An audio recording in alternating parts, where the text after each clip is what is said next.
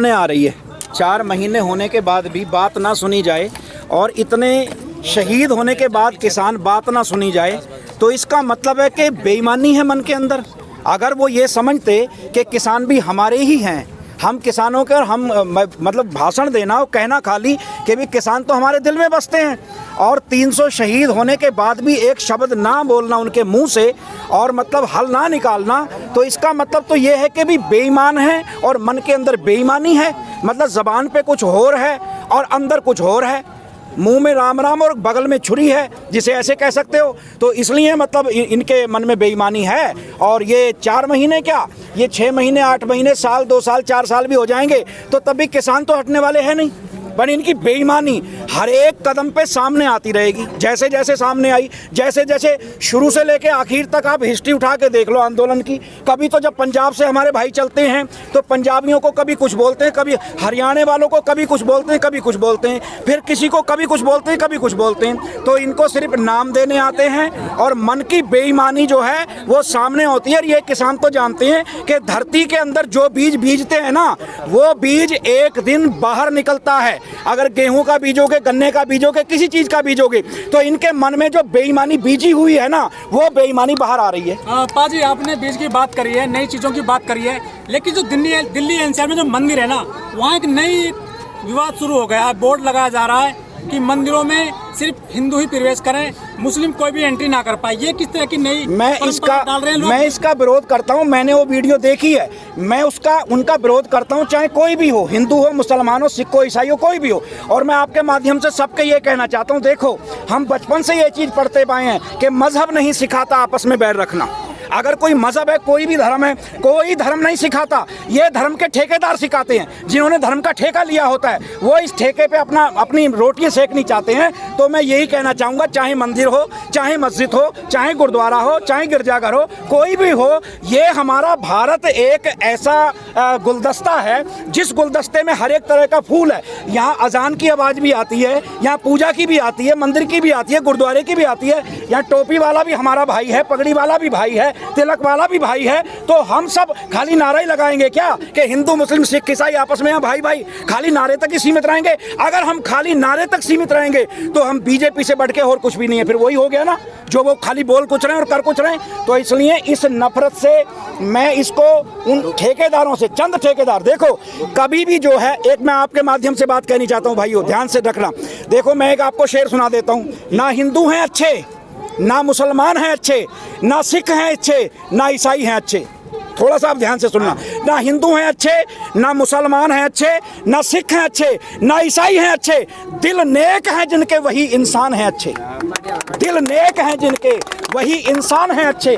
तो भाई किसी धर्म को, अगर कोई धर्म वाला गलत कर रहा है तो उसको उस धर्म से मत जोड़ो, उसे हिंदू भी मत कहो। अगर मैं सिख होकर कोई गलती कर रहा हूँ तो मुझे सिख भी मत कहो, मुझे इंसान भी मत कहो, मैं इंसान से भी गिरा हुआ हूँ। अगर ऐसी हरकत हुई है तो वो इंसानियत से भी गिरी हुई हरकत हुई है। कोई धर्म हमें नहीं सिखाता कि पानी पीने को मनाही हो, कोई धर्म नहीं सिखाता हमें कि रोटी खाने को मनाही हो। अरे यहाँ भी तो हमारे हिंदू भाइयों के लंगर लगे हुए हैं, यहाँ भी तो हमारे सिख भाइयों के लंगर लगे हुए हैं, यहाँ भी तो हमारे मुसलमान भाइयों के लंगर लगे हुए हैं। इसका मतलब है कोई ना कोई नफरत का बीज बीज रहा है और इस बीज को खोल के फेंकना पड़ेगा। सर, जो इलाहाबाद यूनिवर्सिटी है, उसमें उनकी कुलपति कहती हैं कि मुझे अजान से दिक्कत होती है, आवाज़ नहीं, मेरी नींद खराब हो जाती है, जबकि शिक्षा का मंदिर है। मैं आपको इसका जवाब मैंने अभी दे दिया है। देखो मैं फिर बोल रहा हूँ, कुछ चंद लोग हमें आपस में लड़ाना चाहते हैं। क्या हम लड़ेंगे? हमें नहीं लड़ना चाहिए। मैं फिर कह रहा हूँ, एक बात बताओ, आप कुरान को, गीता को, गुरु ग्रंथ साहिब जी को, बाइबल को, सब जब पवित्र ग्रंथ सबके पावन ग्रंथ हैं, सब मानते हैं, अपनी अपनी जगह मानना चाहिए, सबको सीधा करना चाहिए। अब उनको एक जगह रख दो। आपको सवाल करता हूँ, आप कुरान, हिंदू, मुसलमान, सबके ग्रंथ, गुरु ग्रंथ साहब, सबको एक जगह रख दो, क्या वो कभी आपस में लड़ते हैं? अगर हमारे ग्रंथ नहीं लड़ते तो ग्रंथ को पढ़ने वाले क्यों लड़ते हैं? इसका मतलब एक ग्रंथों को पढ़ाने वाले गलत पढ़ा रहे हैं। कभी नहीं ग्रंथों में किसी में ये लिखा हुआ कि ये वो फलाना है, ये ढिमका है। अरे हम भाई सब इंसान हैं। और मैं ये कहता हूँ आपके माध्यम से कि सबसे बड़ा अगर कोई धर्म है दुनिया के अंदर तो वो इंसानियत है, इंसानियत है। तो ये चंद लोग, अगर कोई कह रहा अजान से तकलीफ हो रही है, कोई पानी पीने जा रहा है तो उसको मार रहे हैं, मैं इसकी कड़ी निंदा करता हूँ, बहुत कड़ी शब्दों में। और इसी हमारे इस अज्ञानता की ही कमी से ये लोग राजनीतिक लोग हमें आपस में लड़ा के और भाई अपनी रोटी सेकते हैं, अपने वोट बटोरते हैं, तो हमें इसी से दूर रहना है। सरदार जी एक तरफ नारा देते हैं कि बेटी बचाओ बेटी पढ़ाओ का नारा देते हैं, और बंगाल के अंदर एक बेटी पे सारे लोग विरोध करने पहुंच गए, उन पर अटैक करने पहुंच गए, इसको आप कैसे देखते हैं? मैंने शुरू में ही बोल दिया,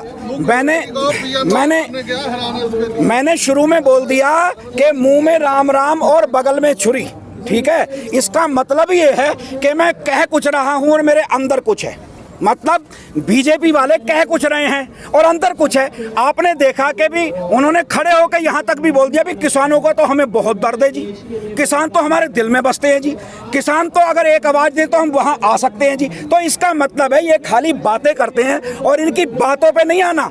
अगर ये बेटी बचाओ और बेटी पढ़ाओ का नारा देते हैं तो जब किसी गरीब की लड़की को आग के हवाले कर दिया गया, उसकी लाश उसके माता पिता को भी नहीं दी गई, तो क्या समझते हो आपकी बच्ची हो और उस बच्ची की लाश जो है मतलब मिले ना, तो मतलब उसका जला दिया गया, तो इससे बड़ी शर्मसार घटना कोई हो सकती है?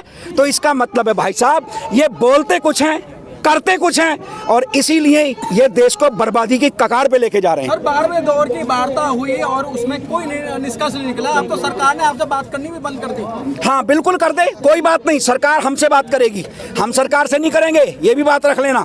और ये भी ध्यान रख लेना कि क्या किसान कम हो गए हैं। देखो भाई साहब यही बात है, आपके माध्यम से कहना चाह रहा हूँ सारों के, देखो जी जो मीडिया है हमारा बहुत बड़ा एक ताकत है, मीडिया से बड़ी ताकत कोई भी नहीं है। आप यहाँ आवाज दोगे ये आवाज पूरी दुनिया में चली जाएगी। अब बात तो यही है कि गोदी मीडिया इतना बिक चुका है कि खाली वही बात करता है जो उनको पैसे मिलते हैं, जिस चीज के जो बिक जाते हैं। तो मतलब जब वो बिकी हुई बात करते हैं तो कहीं ना कहीं ये आवाज दबाने की कोशिश होती है। लेकिन आप गांव में चले जाओ, आप घर घर में चले जाओ, मैं ये बोल रहा हूँ ये आंदोलन कम नहीं हुआ, ये हकीकत आपके माध्यम से कह रहा हूँ, ये आंदोलन जड़ों में बैठ चुका है। अगर माँ अपने बेटे को रोटी दे रही है ना घर पे, तो वो पूछ रही है कि बता बॉर्डर पे किसान आंदोलन में क्या हो रहा है। आज वो चीज हो रही है। देश का किसान परेशान है, नौजवान परेशान है, बेरोजगारी बहुत ज्यादा, जीएसटी भी डाउन है, इतना सारा वोट बैंक है, ये सबसे बड़ा वोट बैंक है हमारे देश में। सरकार इससे डर क्यों नहीं रही है? उनको पता नहीं है कि तुम्हारा वोट बैंक छटक जाएगा हमसे?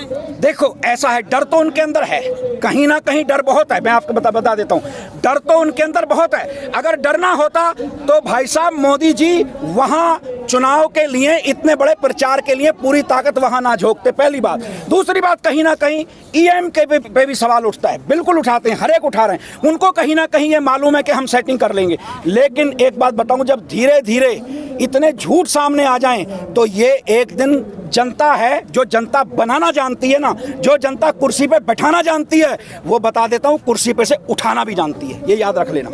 सर 4 महीना आपके आंदोलन को हो गया है, कुछ हासिल हुआ है अभी तक आपको? हाँ ये बात आपने बहुत बढ़िया की।